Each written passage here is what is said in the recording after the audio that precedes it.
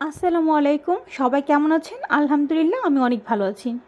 এখন বাজারে অল্প দামে প্রচুর টমেটো পাওয়া যাচ্ছে, তাই এই সুযোগটা হাতছাড়া না করে আমি কাজে লাগিয়ে ফেললাম আর বাজার থেকে প্রচুর টমেটো নিয়ে এলাম। আর আমি এই টমেটো দিয়ে কিভাবে সস বানিয়ে সারা বছর খাই সেটা দেখাবো। আর সবগুলো টমেটো কাটা হয়ে গেলে আমি টমেটোগুলো চুলায় দিয়ে দিলাম।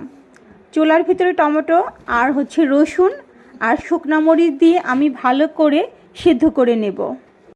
টমেটোগুলো ভালোভাবে সিদ্ধ হয়ে গেলে আমি টমেটোগুলো নামিয়ে নেব এবং টমেটোগুলোকে একটা ব্লেন্ডারে আমি ভালো করে ব্লেন্ড করে নিব। ভালোভাবে ব্লেন্ড হয়ে গেলে আমি টমেটোগুলোকে একটা চালনির সাহায্যে ভালোভাবে চেলে নিব, যাতে করে টমেটোর পিউরিগুলোর ভিতরে কোনো রকম আঁশ না থাকে। এবার আমি সবগুলো সিদ্ধ করা টমেটো পিউরি বের করে নিলাম। এরপর দেখেন টমেটোর ভিতর থেকে কতগুলা আঁশ বের হয়েছে। এই আঁশগুলো শুদ্ধ যদি আমি সস তৈরি করতাম তাহলে আমার টমেটো সসটা একদমই সফট হতো না।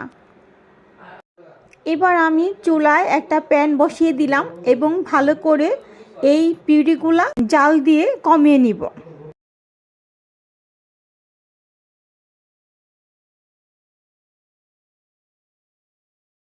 এরপর আমি পরিমাণ মতো চিনি দিয়ে নিলাম। চিনিটা যে যতটুকু মিষ্টি খেতে চান সে সেই পরিমাণে দিয়ে নেবেন। পরিমাণ মতো লবণ দিয়ে নিলাম। এরপর আমি ভালোভাবে নেড়ে চেড়ে পানিটা শুকিয়ে নিব। তারপর আমি পরিমাণ মতো একটু তেঁতুলের টক দিয়ে নিব। তেঁতুলের টক দিলে একটু ফ্লেভারটা ভালো আসে। তেঁতুলের টকটা দেওয়ার পর আমি ভালোভাবে নেড়ে চেড়ে একদম পানি শুকিয়ে নেব। পানিটা শুকিয়ে যখন এটা একদম ঘন হয়ে আসবে তখন আমি এর ভিতরে কর্নফ্লাওয়ার আর সিরকা দিব। কর্নফ্লাওয়ারটা দেওয়ার কারণ এইখানে সসটা একদমই ঘন আর সফট হয়ে আসবে। আর যখন আপনি সিরকাটা দিবেন তখন আপনি বছরের পর বছর সসটা ফ্রিজ ছাড়া বাহিরে রেখেও খেতে পারবেন। সস কোনোভাবে নষ্ট হবে না। অনেকে হয়তো বা সিরকা কি জিজ্ঞেস করতে পারেন, এটা ভিনেগার। আপনি ভিনেগারটা ইউজ করতে পারেন। আর এবার আমার সস একদম রেডি। এই দেখেন আমার কতগুলা সস হয়েছে, অনেক সুন্দর কালার আসছে। আমার ভিডিওটি যদি ভালো লাগে তাহলে সবাই অবশ্যই আমার পাশে থাকবেন।